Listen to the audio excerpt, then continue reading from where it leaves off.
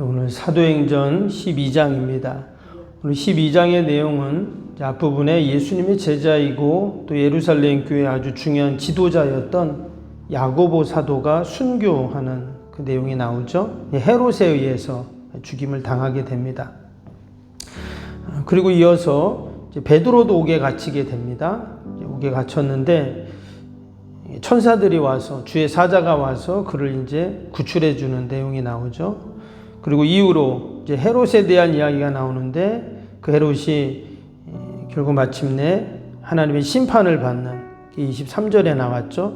그래서 벌레가 먹여 죽었다 이런 말씀이 나오는데, 그리고 이후로는 하나님의 말씀은 더욱더 흥왕에 더해갔다 이런 말씀이 이제 나오게 됩니다. 우리 앞에서 7장에서 이제 스데반 집사가 순교를 하잖아요. 그리고는 예루살렘에 있었던 많은 성도들이 이제 흩어지게 됩니다.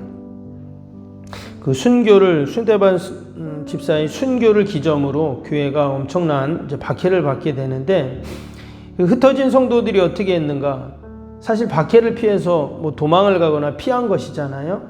그런데 그들이 가는 곳마다 또 복음을 전합니다. 그래서 예수 믿는 사람들이 생기고 교회가 생기고, 그래서 생긴 교회가 우리 어제 보았죠? 안디옥 교회였습니다. 그런데 그 예루살렘을 떠나지 않는 사람들이 있었어요. 아무리 박해가 있어도 떠나지 않는 사람들. 오늘 이렇게 바람이 불어도 교회 오시는 분들 계시잖아요. 누굽니까? 바로 사도들이었죠. 사도들이 끝까지 교회를 지킵니다. 이것은 그냥 교회를 지킨 게 아니라 순교하는 마음으로 주님의 피로 값주고 사신 교회를 끝까지 그들이 지키게 됩니다. 그럼 기독교 역사를 보면 순교의 역사다 이렇게 말하는 분들이 있습니다. 왜냐? 지난 2000년 동안 교회는 온갖 핍박과 박해 속에서도 지금까지 그렇게 왔기 때문이죠. 사실 우리는 이렇게 지금 좀 편하게 신앙생활하고 있지만, 여러분 세계 곳곳에서는 지금도 여전히 신앙과 믿음 때문에 어려움을 당하고 또 심지어 순교를 당하는 사람들이 여러분 지금도 있습니다. 오픈도 선교회라는 그런 선교회가 있는데, 여기서 매년 세계 기독교 박해 현황이라는 보고서를 냅니다. 작년에 그 보고서를 이렇게 내용을 보면은요, 여러분 전 세계적으로 지금 70억 이상 있잖아요. 근데 그 많은 사람들 중에서 3억 8천만 명이 여전히 기독교인들이 그 박해와 차별을 받고 있다 이렇게 지금 보고를 합니다. 그러니까 옛날에만 그런 게 아니라 지금도 똑같이 박해를 받고, 그 매일 기독교인들이요 12명이 순교를 당한다 그래요. 좀 작은 숫자가 아닙니다. 매일같이. 그리고 세계 기독교인 7명 중에 1명이 그 기독교 박해 국가 가운데 살고 있다 이렇게 말하고, 그리고 가장 그 박해가 심한 나라가 어디냐면 북한입니다. 무려 24년째 1위래요. 또 뭐 소말리아나 또 예멘, 수단, 시리아, 나이지리아, 뭐 파키스탄, 리비아, 이란 이런 나라들이 이 기독교인들을 박해를 하고 있다 하는 거예요. 여러분 작년 한 해 동안 살해된 기독교인이요 4,800명이라고 합니다. 그러니까 5,000명 가까운 사람들이 매년 그 기독교인들이 살해를 당한대요. 참 끔찍한 일이죠. 근데 그 중에 이제 절반은 어디냐? 나이지리아, 아프리카의 나이지리아 있죠. 거기가 기독교인이 50%가 된다고 하는데, 그렇게 기독교인들을 박해를 한대요. 정부에서도 그렇고 뭐 그 이슬람 교도들도 그렇고 그렇게 어려움을 당한다고 합니다. 그럼 지금도 이런 신앙 때문에 박해와 순교를 당하는 이들이 있는데, 우리가 뭐 그들 위해 당연히 기도해야 되고요. 또 한편으로는 나는 이렇게 편하게 마음껏 신앙생활 할 수 있는 것, 여러분 이것이 늘 은혜이고 감사의 제목이 되는 줄로 믿습니다. 그런데 교회는 이런 외부적인 박해와 핍박도 있지만 또 내부적인 그 아픔과 갈등이 있죠. 뭐 교회가 부패한다든지 또 타락하고 연합하지 못하고 세상을 향하여 거룩을 드러내지 못하고, 여러분 이럴 때 교회가 큰 위기를 겪게 됩니다. 우리 앞에서 그 초대교회 7집사를 선출하는 과정도 우리가 보았는데 그때도 뭐예요? 그 내부적인 갈등이 있었잖아요. 구제하는 문제 때문에 막 서로 원망하고 이런 일들이 있었습니다. 그때 하나님이 이제 지혜를 주셔서 7집사를 선택하고 그들이 구제하는 일을 했을 때 은혜 가운데 교회가 다시금 세워지는 것들을 우리가 보았는데 이처럼 교회는 늘 외부적으로 내부적으로 이런 핍박과 갈등들이 늘 있었습니다. 근데 그럼에도 불구하고 교회가 여러분 지금까지 이렇게 든든히 설 수 있었던 이유가 뭘까요? 그런 핍박도 있고 순교도 있고 뭐 갈등도 있고 그렇지만 그 이유가 오늘 5절에 나오는데요. 5절 한번 볼까요? 오늘 12장 5절에 보니까 이에 베드로는 옥에 갇혔고 교회는 그를 위하여 간절히 하나님께 기도하더라 그랬어요. 지금 야고보 사도가 죽었다 그랬죠. 헤롯에 의해서. 그런데 이 베드로 사도도 옥에 갇혔어요. 그 이야기를 듣고 교회가 어떻게 했냐? 간절히 하나님께 기도했다는 거예요. 그냥 베드로 한 사람의 문제가 아니죠. 야고보 한 사람의 문제가 아니라 이건 교회의 어려움이고 하나님 나라의 도전이었다는 겁니다.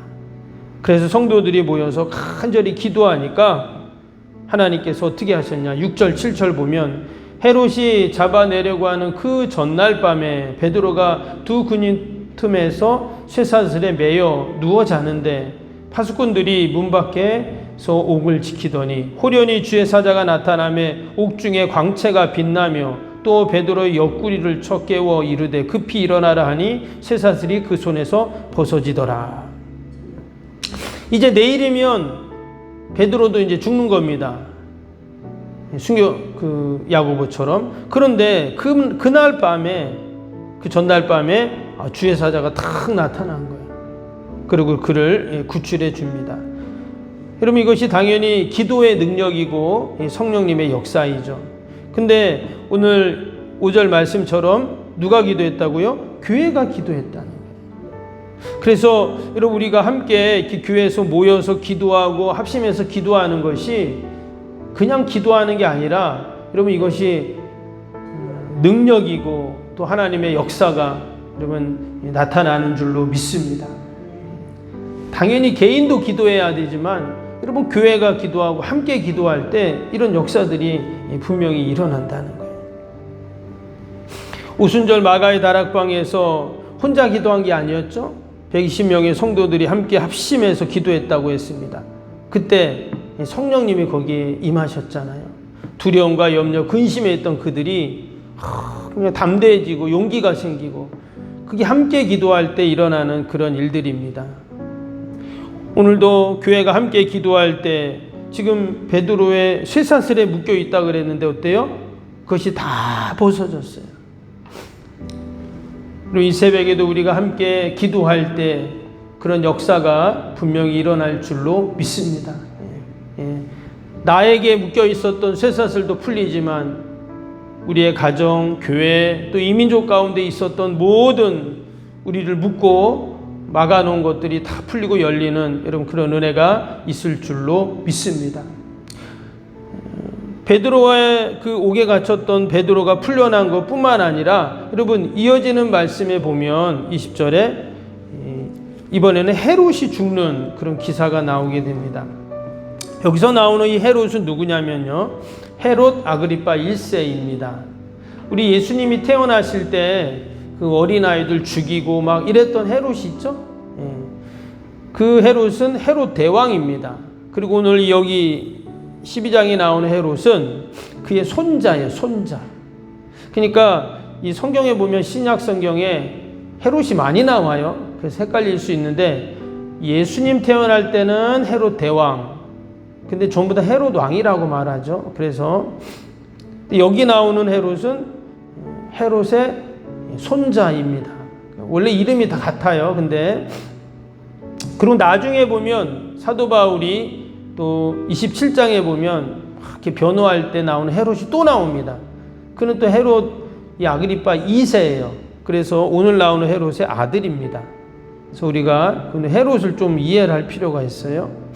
그런데 오늘 이 헤롯이요 아그리파 1세가 어떻게 됐는가? 23절 볼까요? 23절 보면 헤롯이 영광을 하나님께 돌리지 아니하므로 주의 사자가 곧 친히 벌레에게 먹혀 죽으니라. 지금 야고보를 죽였던 이 헤롯이 어떻게 됐다고요? 그도 죽습니다. 근데 어떻게 죽냐? 그냥 죽는 게 아니라 주의 사자가 친히 벌레에게 먹혀 죽였다 그랬어요. 그래서 원어를 보면 여기 이제 벌레라고 써 있는데 이제 옛날 번역이라 그렇겠죠. 정확한 번역은 세균입니다. 우리 그런 거 있죠. 세균 감염된 거. 그때 당시에는 이 세균 감염 이런 걸 몰랐겠죠. 그냥 갑자기 죽는 겁니다. 그런데 그냥 죽은 것이 아니라 여기 보니까 주의 사자가 그를 쳤다. 교회를 핍박하고 또 야고보를 죽이고 했던 그 헤롯이 결국 비참한 최후를 죽게 되죠. 근데 여기 보니까 이런 말이 나와요. 헤롯이 영광을 하나님께 돌리지 아니함으로, 이런 표현이 나왔어요. 하나님께서 받아야 하실 영광을 그가 돌리지 않았다는 거예요. 그 무슨 말인가 봤더니 오늘 21절, 22절을 보니까 어떤 말씀이 나오냐면 이런 말씀이 한번 보면요. 21절, 22절 보세요. 헤롯이 나를 택하여 왕복을 입고 단상에 앉아 백성에게 연설하니 백성들이 크게 부르되 이것은 신의 소리요 사람의 소리가 아니라 하거늘. 어느 날 이 헤롯이 사람들 앞에서 멋지게 연설을 했나 봐요. 그런데 사람들이 그 소리를 듣고 야, 이건 사람의 소리가 아니라 신의 소리다 이랬다는 거예요. 그런데 헤롯이 그 이야기를 듣고 뭐라고 했냐? 아무 말도 안 하는 거예요. 무슨 말이냐면 마치 자신도 그래 내가 신 맞다, 나를 신처럼 섬겨라, 이런 거예요. 결국 헤롯은 그 하나님께 비참한 심판을 받게 됩니다. 이것이 또 주는 귀한 교훈이 있어요. 지금 헤롯이 교회를 핍박하고 또 마치 자신이 신처럼 행동을 하고 그런 야고보를 죽이고 이런 일들을 지금 계속 행하고 있잖아요. 근데 처음에는 아무 문제도 없는 것 같고 말 그대로 그가 왕입니다. 그러나 여러분 때가 되니까 어떻게 돼요? 반드시 하나님의 심판이 있다는 거예요. 여러분 우리가 세상을 향해서도 마찬가지입니다. 악을 행하고 하나님의 영광을 가리고 교회를 핍박하고 복음을 막고 하나님 나라를 무너뜨리려고 하고 그런 세력들이 있습니다. 결국 악의 세력인데, 그러나 여러분 때가 되면 반드시 하나님께서 어떻게 해요? 심판하신다는 거예요. 반면에 하나님의 교회는 어떻습니까? 마지막 24절 볼까요? 24절 보면 하나님의 말씀은 흥왕하여 더하더라 그랬어요. 하나님의 말씀은 흥왕하여 더하는다. 박해와 순교로 그냥 위축되고 이제 더 이상 복음이 전파되지 않을 것 같은데 그렇지 않아요. 도리어 더 흥왕하고 더해가는 이런 역사가 있다는 거예요. 결국 세상의 권력은 어떻습니까? 영원할 것 같지만 헤롯은 결국 죽고 주님의 교회는 더욱더 흥왕해가는 그 모습을 기록하고 있습니다. 오늘도 우리가 여러분 하나님이 우리를 지켜주시고 분명히 도와주시는 줄로 믿습니다.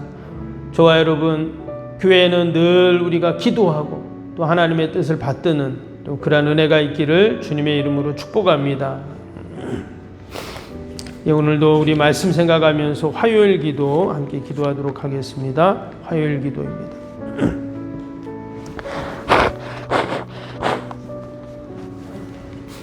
화요일 기도. 시공과 관련한 모든 인허가 절차가 순조롭게 진행되게 하옵소서. 아멘. 건축위원과 설계 및 시공사 간의 원활한 소통이 이루어지게 하옵소서. 아멘.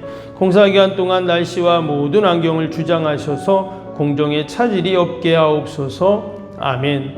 지역 주민들에게 불편함을 끼치지 않는 안전한 공법으로 건축되게 하옵소서. 아멘. 착공부터 완공에 이르기까지 지역사회와 긴밀한 우호관계를 유지하게 하옵소서. 아멘. 건축사와 건설사, 시공사를 붙드시고 초심을 잃지 않고 잘 감당하게 하옵소서. 아멘. 공사기간 동안 안전사고나 불미스러운 일이 한 건도 발생하지 않게 하옵소서. 아멘. 성실하고 책임감 있는 감리로 건축의 시작과 끝이 완벽하게 진행되게 하옵소서. 아멘. 자재 품질 및 검수가 철저히 이루어지고 공사 일정이 지체되지 않게 하옵소서. 아멘. 최적의 공사기간이 공사비 절감을 위한 세밀한 업무가 이루어지게 하옵소서. 아멘. 꼼꼼한 업무로 불필요한 비용 발생을 원천적으로 차단하게 하옵소서. 아멘. 건축에 필요한 모든 재정이 시기적절하게 잘 채워지게 하옵소서. 아멘. 입당이 이르기까지 모든 건축 과정의 재정의 집행이 어려움 없게 하옵소서. 아멘. 헌금을 약정하고 드리는 성도들에게 복을 주셔서 간증이 넘치게 하옵소서. 아멘. 건축으로 인한 교회 사역이 위축되지 않도록 풍성한 재정으로 채워 주옵소서. 아멘. 예수님의 이름으로 기도합니다. 아멘. 사랑과 은혜가 충만하신 하나님 아버지, 오늘도 우리가 주님 의지하고 약속의 말씀 붙잡고 믿음으로 주님 앞에 나왔습니다. 아무리 어둠의 세력들 복음을 막고 교회를 막고 핍박하고 심지어 순교를 당하여도, 그러나 하나님의 말씀은 여러분 흥왕한 줄로 믿습니다. 늘 말씀 붙잡고 우리가 믿음으로 승리하게 하여 주옵소서. 이 바람 부고 비 오는 날 저희들을 주님 전으로 부르신 이유가 있는 줄로 믿습니다. 내가 기도할 때 우리의 자녀가 살고 교회가 살고 아버지 이 민족이 사는 줄로 믿습니다. 오늘도 말씀 꼭 붙잡고 믿음으로 기도하게 하여 주옵소서. 특별히 바라옵기는 아버지, 지금 저 중동에서 또다시 전쟁이 일어나고 있습니다. 하나님, 이 땅에 있는 모든 전쟁들이 다 마치게 하여 주시고 진정한 하나님의 참된 평화만이 있게 하여 주옵소서. 모든 어둠의 영들이 물러가게 하여 주시고 늘 하나님의 도우심, 하나님의 인도하심, 다스리심이 있게 하여 주옵소서.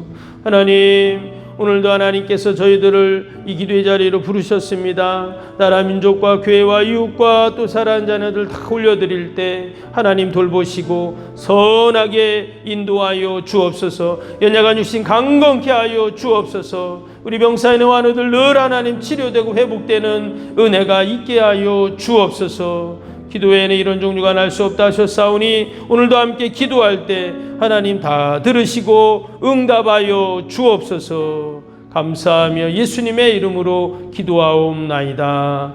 아멘. 하늘에 계신 우리 아버지, 아버지의 이름을 거룩하게 하시며 아버지의 나라가 오게 하시며 아버지의 뜻이 하늘에서와 같이 땅에서도 이루어지게 하소서. 오늘 우리에게 일용할 양식을 주시고 우리가 우리에게 잘못한 사람을 용서하여 준 것 같이 우리 죄를 용서하여 주시고 우리를 시험에 빠지지 않게 하시고 악에서 구하소서. 나라와 권능과 영광이 영원히 아버지의 것입니다. 아멘.